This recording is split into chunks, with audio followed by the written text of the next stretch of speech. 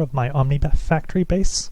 I just got to Creative Tank in 240 hours of single player with no AFK, and I think that's a pretty normalish time. But what's interesting is that I did it with a very unusual kind of base design and philosophy that's based around these parallel machine arrays that also craft with fluids using tank items. And this is kind of in contrast to the normal way of playing Omnifactory, where basically each machine does a single recipe, more like what I have over here, where you have single machines where Enderigo conduits or something pipe in the inputs and they produce a single recipe, and sometimes there's level emitters doing the backstuffing and things like that. But you basically, for each recipe, you create one machine. What I try to do as much as possible is to have machine arrays for each type of machine. So here I have electrolyzer and chemical reactor, an alloy smelter, centrifuge, mixer, where I have many of that machine, and this machine array crafts many, many different recipes. And the way it does that is by using these applied energistics to subnets, and with crafting cards, where I have ME interfaces as well as export buses with crafting cards, exporting into drawer networks. And this allows crafting many different types of things on one array of machines, including passively and actively on some of the machine arrays. So many people will tell you maybe not to use crafting cards, and that's reasonable advice on your main AE2 network. And that's because applied energistics 2, whenever it's calculating a craft, it evaluates the whole tree of the craft down through all the recipes you have patterned, even if you already have the ingredients. Whereas if you use applied energistics to subnets, like I have here, where I have a quartz fiber or connecting this to my main network, separating it off so that it can only see a limited subset of the recipes that I have in these interfaces. And that means that since it can only see one level, the crafts are fast, and generally my world has no issues with tick lag whatsoever on the server side. And currently this machine array is jammed because this is an issue, and it's the only issue I have sometimes, where specifically when the world reloads, things can go wrong. I use a method of perfect round robining that is perfect except during the case of reloading the world. So occasionally I have to unjam my machine array when I start up, but other than that, it works smoothly, and this chem reactor array has been the main thing I use for most chemical reactor recipes throughout my playthrough. And I've been gradually upgrading it through different machines and adding new recipes. And you may ask, how does it craft with fluids? Applied energistics 2, you can't pattern fluids in recipes. And the answer is that I do everything with full fluid tanks. So here I have a pattern for making styrene butadiene rubber, and what I do is I have the raw ingredients as input, and then I have a empty tanks as output. This is one of the more complicated recipes where it produces an unusual amount of material, where I have these colored tanks to indicate unusual quantities of materials, whereas full tanks are not painted. But if I look at some other recipe, then I have titanium tetrachloride is made with input tanks of chlorine, and then rutile and carbon dust, and some tanks to fill the output in. And basically I have tons and tons of chemical reactor recipes all on this same thing. So there's at least 3 full interfaces here for these 16 chemical reactors. And they're stocked in these interfaces, where I have basically entire epoxy chain productions and lots of petrochemicals and things all in this machine array. And it's not just my chemical reactor that does this. I have the same contraption I use for filling up fluid tanks perfectly. as well as emptying them into the machine array using fluid lasers. I use for all sorts of other machines, like I have my electrolyzers here, I have fluid extractors, I have an alloy smelter array that works a bit differently, I have centrifuges and mixers, I have a second chemical reactor array that has a slightly simpler setup for filling fluids that can only deal with recipes that output even multiples of one bucket of fluids. And then I have my more basic machines that only deal with items and not fluids over here. So I have compressors and wire mills and macerators and lathes. And those are the most important machines in Omnifactory, but there's a lot of other things that require like circuits or are just lesser used machines or that you have to change power tiers a lot. And for that, I also use Applied Energistics 2 subnets to do things fully based off patterns and reusing arrays as much as possible.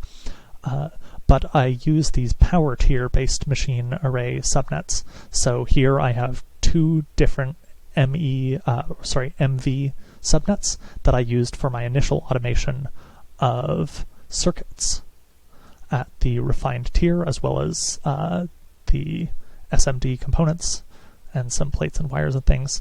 So basically I just put these on a normal tower, like cutting machines and assembling machines, and then put patterns in, and then I have them stocked by interfaces with crafting cards or drawer networks with export buses going onto them. So that makes it still pretty easy to set up a new recipe without having to make an entire new machine array if I just want to say one thing that does precision laser engraver with this lens. I have some interesting things here, including I often have these assembling machine setups that have a fluid extractor and an assembling machine next to each other. And I use advanced laser relays to filter things that I want to fluid extract on a higher priority than the rest of the things.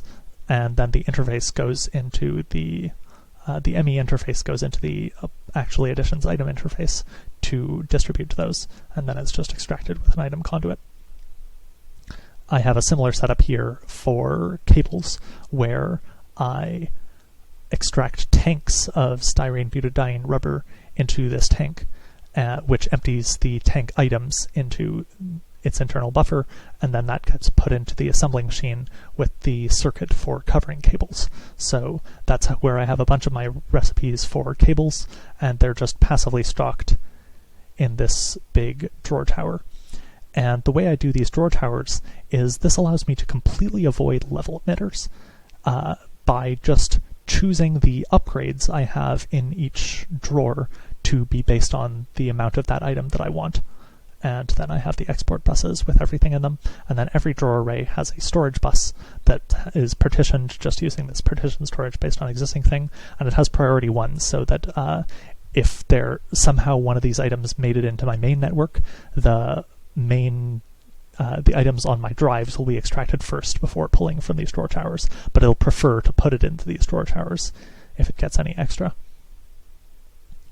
And the reason why I totally avoided level emitters was basically an extra challenge where I wanted my base to be as lag-free as possible, and there's this certain type of A2 lag where if you have any level emitters whatsoever on a network, regardless of how many of them you have, then every time a item enters or exits the network, it will make a big list of every type of item and its count that's in the network and use that to update the level emitters.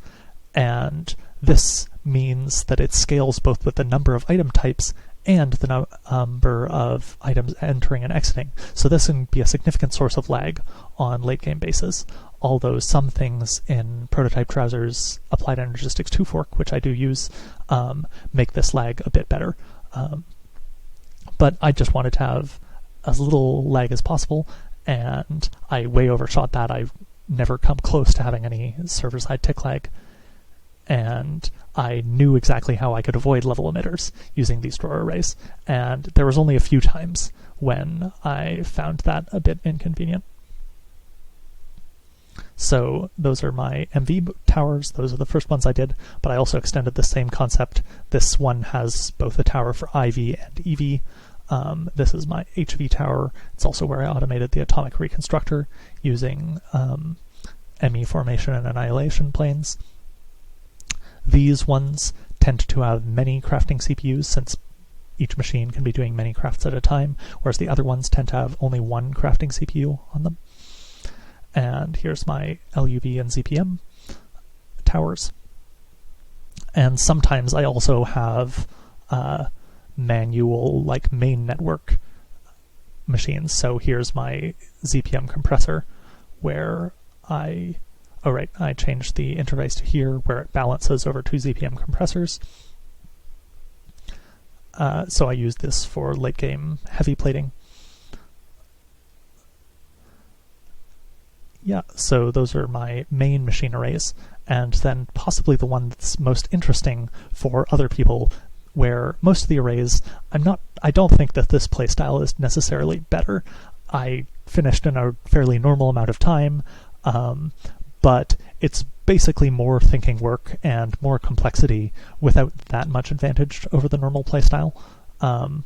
It's slightly easier to encode new recipes, but much more difficult to set up a new machine type with this kind of approach. So I'm not saying that it's going to take over the world, whereas this blast furnace array is actually pretty good, and I do like it quite a bit. Basically, I have an enormous tower of all the things that I want to make with blast furnaces. Some of these are duplicated just because I want to increase the cap for that material. So I originally had it at 1 cap, and then if I'm lazy and don't want to insert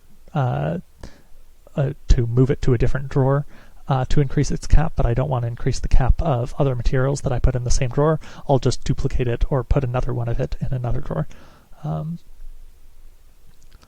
But I make tons and tons of materials. I have multiple export buses connected to this drawer network. I needed to even add a controller slave to add another export bus onto it.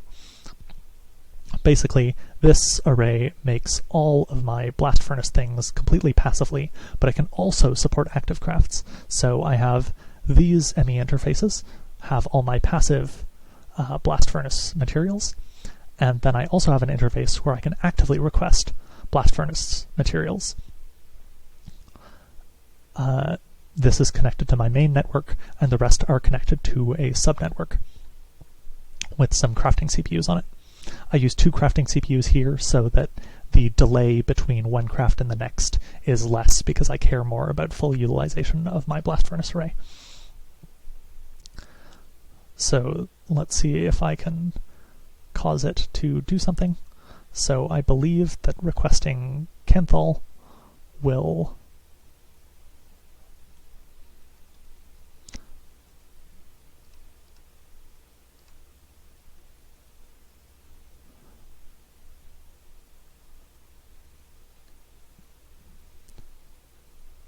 So you can see the Canthal is getting distributed with these item lasers and then making its way into the vacuum freezer. The way that works is that there is a item filter on this side of an OR dictionary filter specifically, on this input bus on ingot hot star, and then the storage bus has higher priority, so anything that enters the subnet that is an hot ingot will go into here, and that way all the patterns can be for the main ingot without having to have 2 separate patterns. And the way the round-robining works is it uses a slightly different round-robining system than my other machine arrays. It uses pedestals, and the reason for that is that my other machine arrays use a system where there's generally ender chests are where the input is put in, and then each thing has a conveyor that's set to 1 item per second. And all my recipes are multiplied by 16, so if I have 16 machines, then for each of the ingredients in the input recipe, each machine in 1 second will pull out one of those items, and the conveyors operate in a consistent manner once the world is loaded. The they're an inconsistent manner across reloads, which is why they can sometimes jam on reloads. But this leads to perfect round-robining of the ingredients, even when there's multiple ingredients with different ratios. So it works for electrolyzers and alloy smelters, and some blast furnace recipes are like that too. It is always distributed perfectly. The problem with it is that you are limited to basically one recipe per second. Basically, if your recipes are multiplied by 16, then you can only do one item per second into each machine for it to be perfectly balanced. Whereas this method of distribution basically does 4 items per second into each blast furnace, while maintaining perfectly distributed recipes. Even though my recipes are only multiplied by 4 sometimes on this blast furnace, it still has perfect distribution across the 4 at 4 times the throughput of the conveyor method. And this works because pedestals can only hold 1 item, and the limit is that these input buses only pull from the pedestal 4 times per second. And they're just distributed to the pedestals via a conveyor from one chest to the laser network that has the pedestals on them. And then there's also a second set of lasers on the input buses, and these set of lasers aren't actually used for inputting into the machines. They're just used so that blocking mode works, and this is what allows active crafts and passive crafts to share the same machine, including complicated recipes, without ever jamming up, including having multiple crafting CPUs. So all these interfaces are on blocking mode, and this wouldn't actually work with normal applied energistics blocking mode, and that's because the standard applied energistics 2 blocking mode, what it does is it checks if it can extract any items from the machine, which basically doesn't work with any machine, since machines tend to stop you from extracting from their inputs. Prototype Trousers AE2 fork, often called Pants AE2, has a feature where if your interface is directly next to a GregTech machine, it will use a better heuristic that ignores things like lenses and circuits and just checks if there's anything in the inventory. But that only works directly connected to a GregTech machine, not via lasers or anything like that. If you want it to work via lasers, his fork also includes a config flag that's off by default, or a config flag called insane blocking mode that is true by default. So by default, it uses the same strategy as normal applied energistics 2, which is labeled insane. And so if you go into your config and turn insane blocking mode to false, then you can get this behavior that allows you to make this array in this way such that it doesn't jam. And notice that this array can also craft with fluids by having a fluid laser to distribute evenly and a advanced item laser that's filtered on fluid tanks while ignoring NBT, fluid tanks, buckets, and cells. And that gets put into this fluid tank, which empties them and then balances them evenly. And then they all have output buses exporting interfaces. And so that's how my EBF array works that got me all the way to Creative Tank and built things really quickly. It's nice because the full amount of my EBF power that I've built can be applied to whatever I'm running lowest on at the moment, and stocked to any level I want. It's really easy to set up new materials with this array. It's quite great. And so next, so that thing about the special blocking mode with Pants AE2, I use that very often in my base. I conceal my drawer, just gonna conceal my drawers.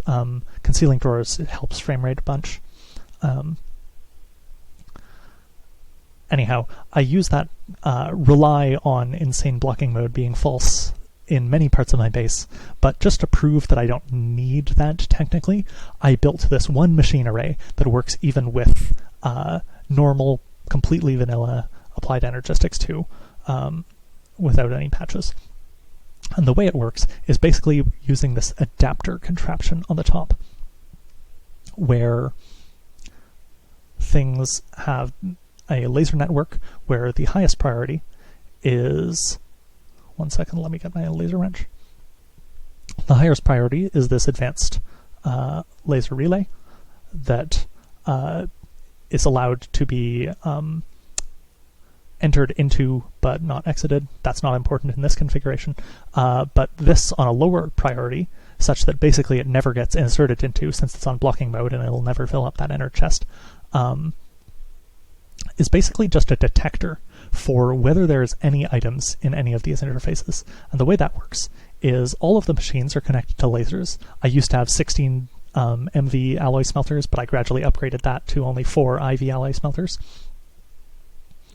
But basically, this laser network is connected to this item interface, and this item interface has a storage bus on it. And when things go into the machine inputs, this tiny subnet can see them, and there's a level emitter here with blank and 1, and that means it'll turn on whenever there's any inputs into the machines. And here, there's some redstone conduits and an import bus and an export bus that are both on redstone pulse mode. And basically, there is a, you saw it flash back and forth there for a second. There's this factory block in these chests, and basically it gets moved between these chests depending on whether the alloy smelters have anything in them, according to this storage bus and level emitter. And that's done via these redstone conduits, one of which has a NOT filter for going the other way. And so you can see it's there because the alloy smelters are moving, and then it got removed and put back into the storage chest. And that means that it blocks things whenever there's any inputs of the things in the alloy smelters, and that prevents jamming, which is great because it means that I can both use it for all my active alloy smelter crafts, as well as, on this other side, my passive alloy smelter crafts. And this has worked perfectly throughout my entire playthrough, and it's been great.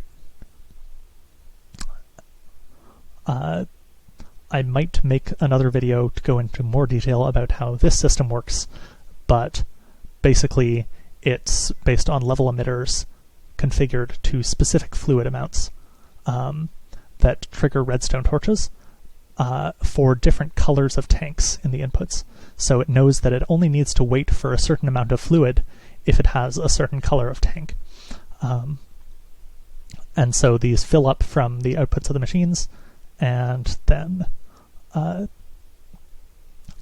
get a pulse entering the tank into the placed tank to accept all the fluid when there's enough in there and the correct tank is in this buffer chest, which is on the laser network and filtered properly. This, unfortunately, does not work properly with blocking mode because of pure fluid recipes.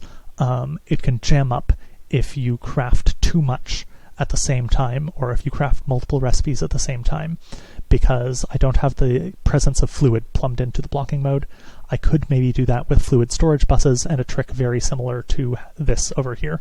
But that means that basically I can't use active crafting on these fluid-capable arrays. I have to rely on the fact that there is only one crafting CPU here, so that it only crafts one thing at a time. Also note that, unlike the other arrays, this, my most heavily used array, uses an instant fluid canner to empty tanks because it's faster. And it also uses a timer on a pulse mode export bus so that the export bus tries to export things more often. Alright, so those are my interesting machine arrays. I also have a bunch of like normal style Omnifactory machines doing various things. Here I have an ore processing system that's pretty typical, using a design involving a bunch of ore dictionary filters. I have some fluid solidifiers for various solidified things for endgame. I have my pulsating polymer clay. For almost the entire game, I had pulsating polymer clay using my normal system, but then I wanted to both upgrade the speed and I wanted less interference with my other crafts and somewhat higher throughput. So I switched to having an IV pulsating polymer clay setup, mostly normal. Although some parts, like the final pulsating polymer clay step, is still done on this alloy smelter. But otherwise, I've now moved my pulsating polymer clay to a more normal setup.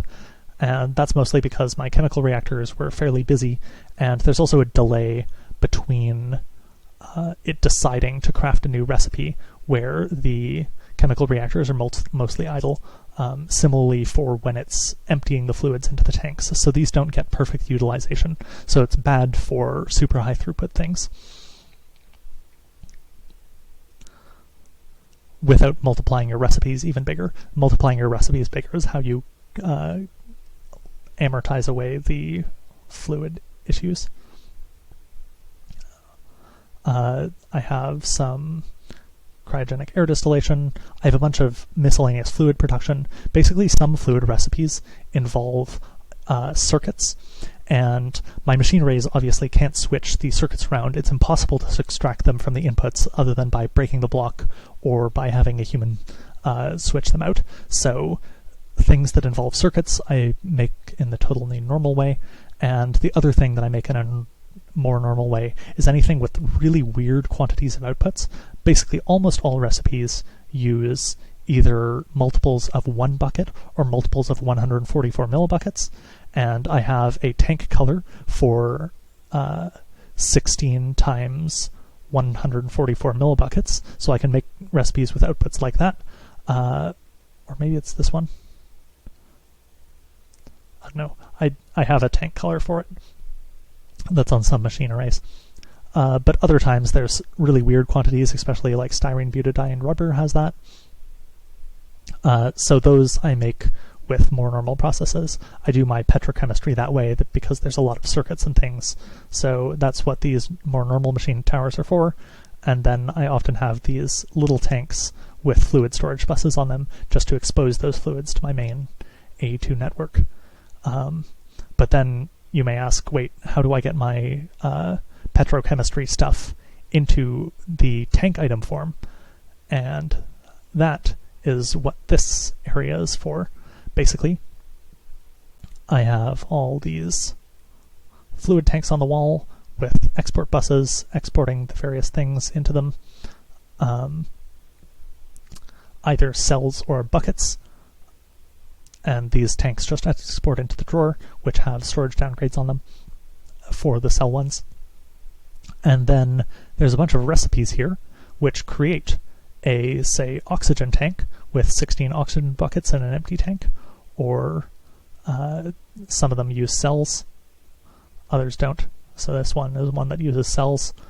And I just have a contraption here, which takes the cells or buckets and uncans them into this tank, and then I use redstone control and a comparator to only allow the tank to fill the bucket when the tank is full. So you'll see it's filling up, but only when it's absolutely full does the tank actually fill itself. And that just gets put into these ME interfaces here. So yeah, that's how I fill tanks from my AE2 system. And then this thing is my fluid reportioner. So you may think, wait, so you said that you have these colored tanks for some recipes with weird outputs, but what if it needs to be used in one ratio, but it's produced in another ratio? And that's what the reportioner is for. The reportioner can take something that's produced in full buckets and then reportion it into 144 millibucket increments. And so here I have recipes. I use this. I didn't actually end up needing to use this much, especially for a lot of the weird portions. I used just more normal techniques, but I do use it for styrene, butadiene, rubber, as well as epoxy resin. And basically it produces at least 6 of the smaller tanks, but it can produce up to 1 more using the excess, which is stored in these buffer tanks. And the way this works is kind of complicated, so I'm not going to get into it now. Maybe I'll make a video at some point. I used integrated dynamics here because I made an earlier prototype with redstone conduits, but redstone conduits have some bad interactions with level emitters, which just make them do incorrect and buggy things. So I tried using integrated dynamics to make it less buggy. It still glitched out on world reloads once or twice, but otherwise it's worked quite smoothly. I only use integrated dynamics for things that redstone conduits could do just as well, other than their bugs. Here's my Draconic and Fusion crafting setups that use lasers and interfaces with blocking mode. I have my assembler here, or assembling machine, or assembly line. And this works with lasers and packaged auto. And I do an interesting thing where some of my recipes have soldering alloy in them, ingots of the correct amount, and those get advanced fluid extracted, or styrene, butadiene, and rubber is also done that way. But other fluids, like sterilized growth medium, are done more normally. Another interesting thing is I have this nuclear reactor area where I have a ginormous store array of all my nuclear things for Nuclearcraft. And then I have one enormous nuclear reactor that runs on thorium. This is the standard EBIN reactor with a nice control circuit here that allows me to both force the thing on as well as toggle the reactor off completely.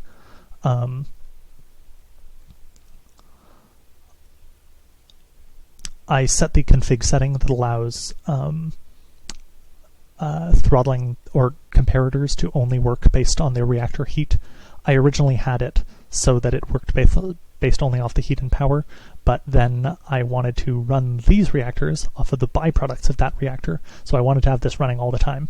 But I did still want to have some safety mechanism, so that's why I changed the config. I originally just ran it with no safety mechanism for a while, but I almost melted my reactor by running out of cryothium like 3 times, and then I switched the config. Anyhow, these reactors are something I co-designed with Spirit, who may make his own video detailing them at some time, but basically they fully use the products from this reactor to both develop all the fusion byproducts you need for later game, as well as produce another like 3 million RF of power on top of the 2.2 million RF this produces. So together these produce 5 million RF and got me set on power basically throughout the whole game. I only built these turbines for my fusion reactors very late, basically just so that I could craft neutronium solars faster. I used 2 deuterium fusion reactors. They both also use subnets, where the patterns are based on things like I have Einsteinium, which has berkelium in California, and it fluid extracts them and then puts them into a solidifier.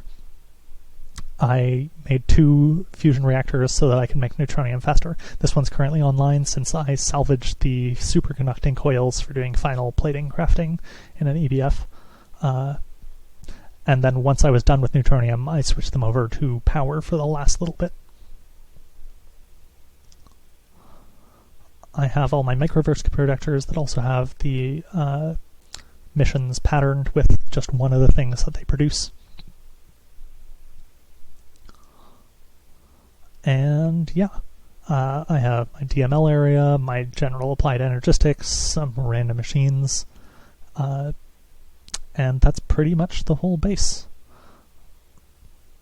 I'm not sure if I have anything else particularly interesting. Here's the numismatic dynamos that lasted me for quite a while until I got the fission.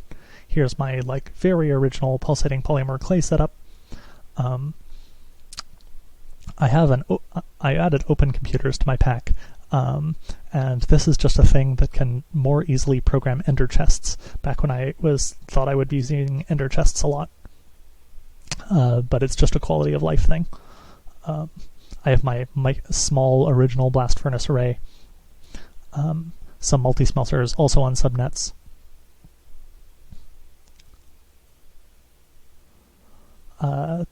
And this is the core of my base that just has my A2 terminals and all sorts of things on the ground.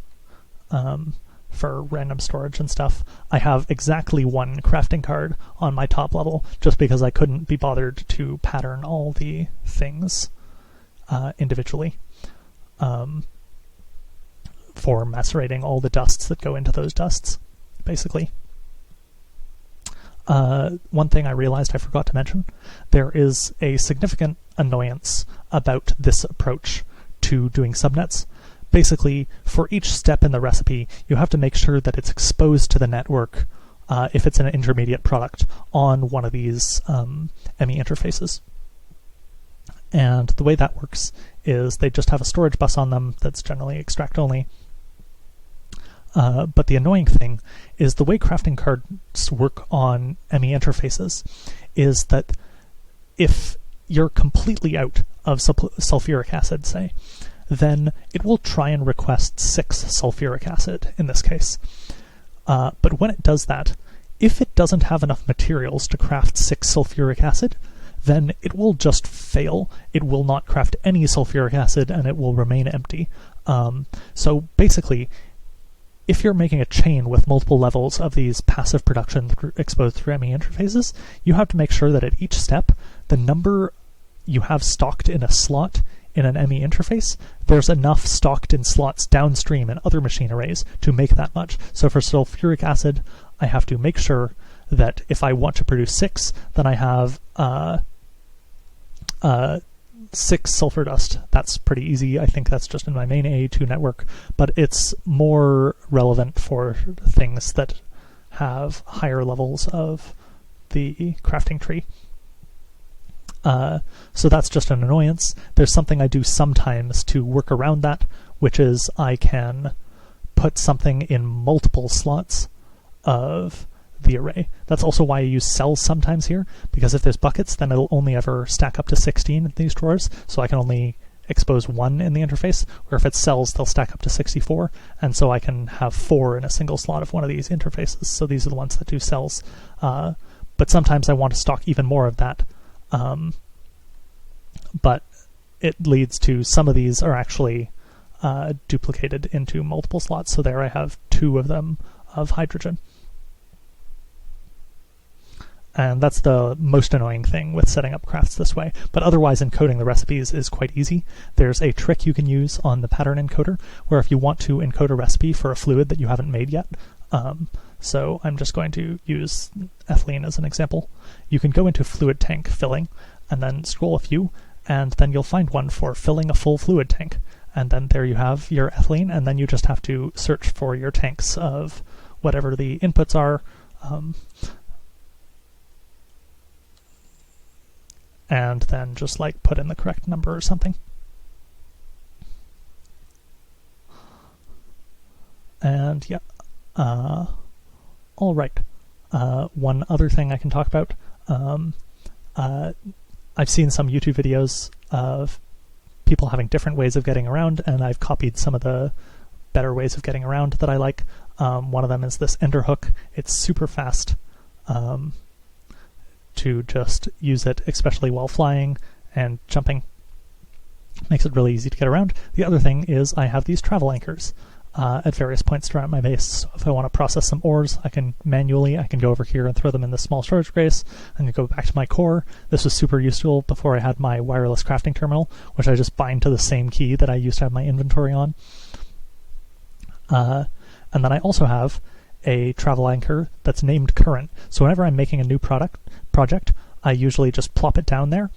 And then if I forgot some material before I had a wireless crafting terminal, or I want to encode some patterns, I just go back up to my core, zoop, do my work with the patterns, and then zoop back to my current project. And that makes it really fast to get around. And yeah, this is my old base. It's where I lived up until early MV. And this is the relic of how I originally thought I was going to do my playthrough. So basically, I made my own auto-crafting system using OpenComputers. It works by having these chests full of materials and all the intermediate products, and using OpenComputers transposers to route them around between all these chests and into machines, and checking all the outputs. I encoded hundreds and hundreds of recipes into it to get me to mid-MV. Basically every recipe that I used, I encoded into the system. Here's just like a subset of some of the things that it used and that it could craft. And I would basically edit the code. The code described what I wanted as well as how to make it. And so I'd edit the part of the code that said what I want and then rerun it on my computer, and it would do all the crafting for me. And it actually used a really interesting algorithm that is based on topological sorting that only works if your recipes aren't cyclic, but it means that it could handle tons and tons of recipes with arbitrary amounts of materials at arbitrary complexity, basically in time proportional only to the number of recipes you had. And it could even craft multiple things at a time that way, and the time wouldn't scale based on the amount of different things you were crafting, just the number of recipes and the number of edges in those recipes.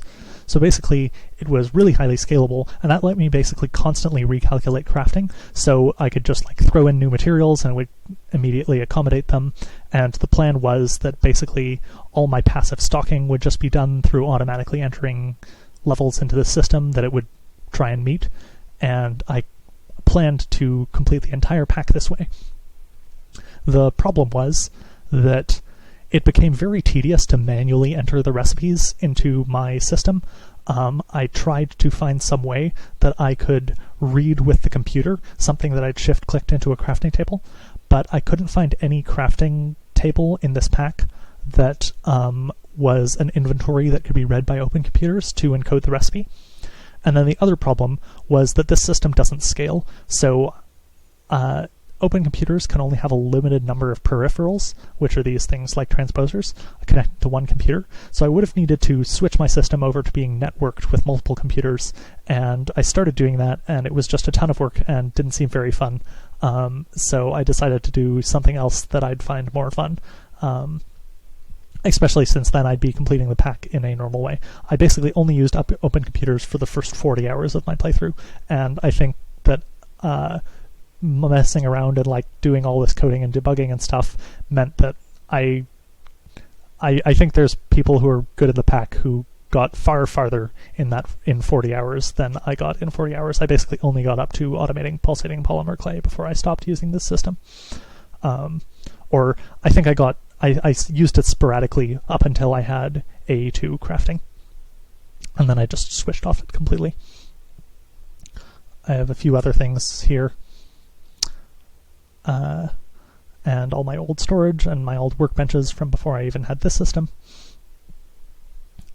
And yeah, that's basically it.